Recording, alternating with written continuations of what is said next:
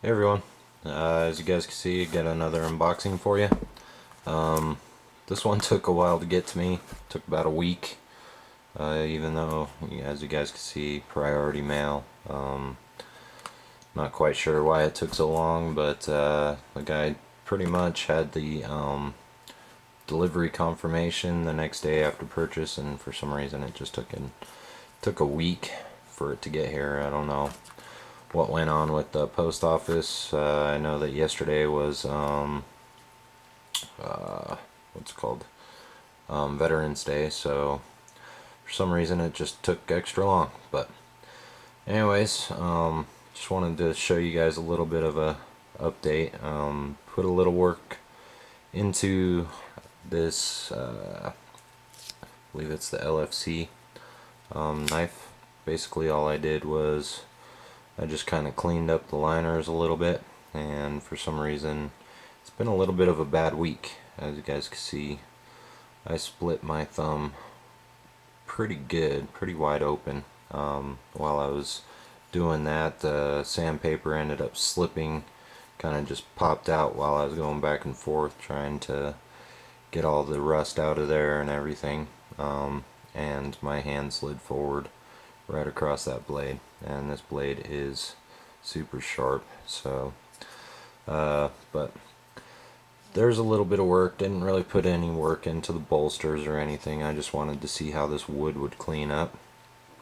It does have some nice grain texture to it, so just very little work put into it. And let's see here, that's what it looked like before. That's what it looks like a little bit afterwards. Just a little cleanup effort. So there's that guy. Also, don't know if you guys know, but let's see if I can find this here. Shoot, what did I do with it? Oh yeah, okay. So you've got your ceramic rods, and for those of you who don't know, this is called an eraser. I recently found out that these guys will remove rust off of steel, and they do an excellent job. As you guys can see, there is a lot of rust on there. Been doing a little bit of work on this guy and didn't really remove the rust super great on the back spring right here. This was pretty much black before, but on the blades it definitely does a really good job. Let's see if I can do this through the viewfinder because it's a little difficult. So there's the blade. There is quite a bit of pitting done on this one, but otherwise it's not coming out too bad. The bolsters, it cleaned up the bolsters pretty good. And sorry about the lighting. I'm trying a different technique, so if you guys wouldn't mind leaving a little bit of feedback on that. I just got off of a 15-hour day, so actually it was about 16. But yeah, these erasers are definitely excellent because they're really good for your ceramic rods. So you can go ahead and clean off any kind of steel that you get inside of your ceramic rods, and it also will remove rust. So if you guys get any rust on a blade or anything like that on any kind of knife, you are able to remove that with this stuff. And it's pretty much just basically the exterior rust that starts to build up on blades. Once it gets to this heavy duty, like patina type rust, then it doesn't do as great of a job, but still does a decent job. So if you guys see these, very cheap. They're like $3 for your ceramic rods, and they will do a good job. So if you guys ever get any rust on your blades, it will remove it. But let's get on to this unboxing right now. Let's see here. Let's just go ahead and cut through this tape, see whether or not if I can open this puppy up or not, and save this box. But this guy did a pretty good job of taping it up, so I do always appreciate that. knowing that somebody didn't unbox my item before I got to unbox it. Let's see here, this might be a bit difficult.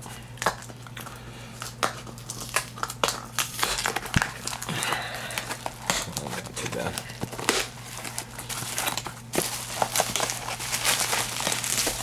Oops. And it all fell out. As you guys can see, I got another GEC.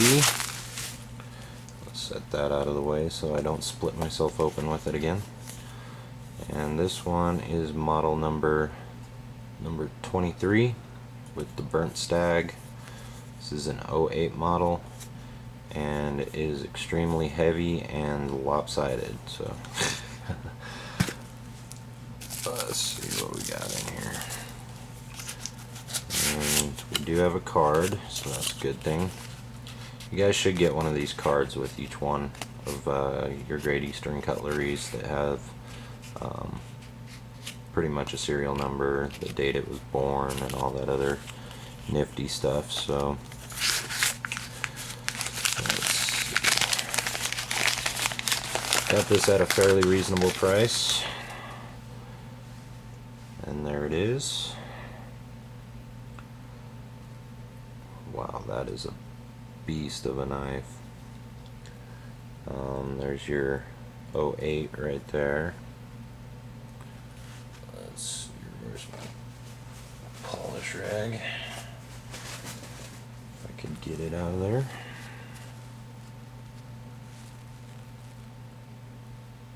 There we go. 08.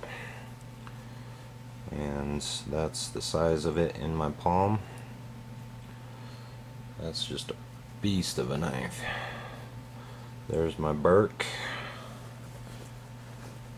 And let's see, what else do we put next to it? There's my large Sebenza. So as you guys can see, that is a very, very big slip joint right there. Let me just move some of this stuff out of the way.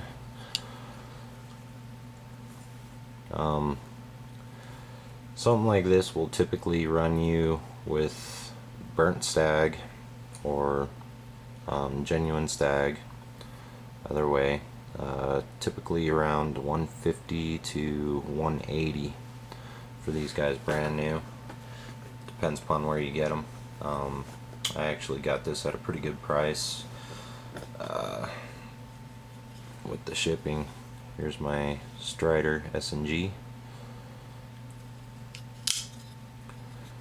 So there's all those guys, and this one has got the half stop and full lockup with the liner lock, and that's got a good, boy, that liner lock just runs all the way across that blade right there.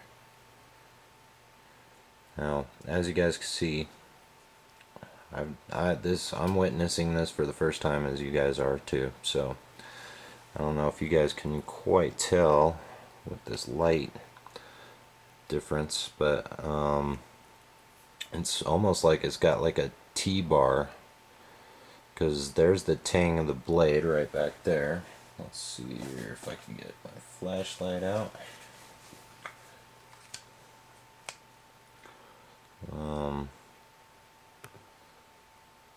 Yeah, that flashlight's not gonna work so good right here. Sorry about this, guys. I'm not quite prepared here. Alright.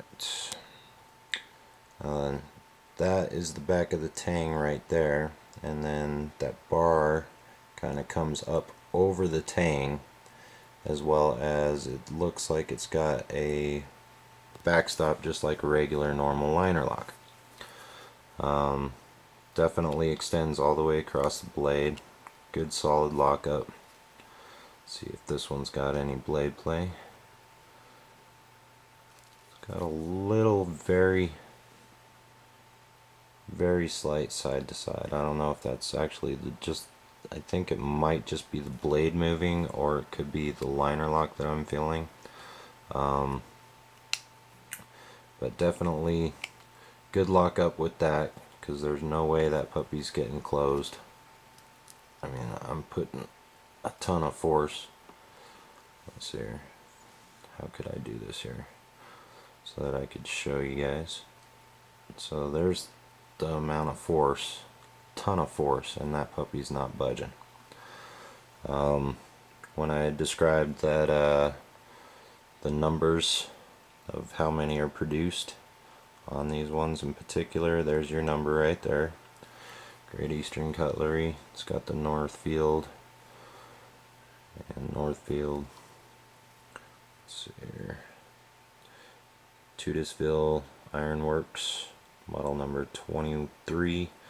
The 5109, that's pretty much, there's a certain number system. I haven't quite read up on it yet or done any information getting on it, but I believe the first number, 5, involves the handle material, and the rest I'm not sure, but that thing is just a monster beast of a knife. Let's see here if I could find my measurer. There it is. So we have got a blade length of 3 3¾ inches. Total length is just over 8¼ inches, and your handle length is 4½ inches. So definitely a huge blade. There it is compared to the Strider S&G. And wow, that lighting is definitely doing terrible on that bright blade. There it is up against the large Sebenza and the Burke, the Rockstar. So huge blade. I love these Stag handles. I'm really loving Stag. Very nice thick handle. I mean, that thing's just super thick. It is compared in thickness right there to the Burke, to my S&G double gunner grip, and the Sebenza. And these guys feel, I mean, for a big hand man, these things definitely fit the hand very well. One thing to learn about most like Stag handles or larger handle type knives like these is whenever you purchase them, they're made so that if you're a righty, so as you can see the liner lock is for a righty, typically on the right side of the actual handle, as you guys can see, it's a lot thicker. It bows out a little bit more than on the left side, and that's so that when it goes into the palm, it fits in the palm a lot better than it would if, you know, for a lefty. So I learned a little bit about that. As far as the Stag handles, that's what I've learned, is that they're meant so that they'll fit the contours of the palm, whereas the other side is more flat instead of rounded out and more bulky. So I'm running out of time, but this has 1095 steel, 1095 carbon steel, as you guys can see. So definitely excellent knife.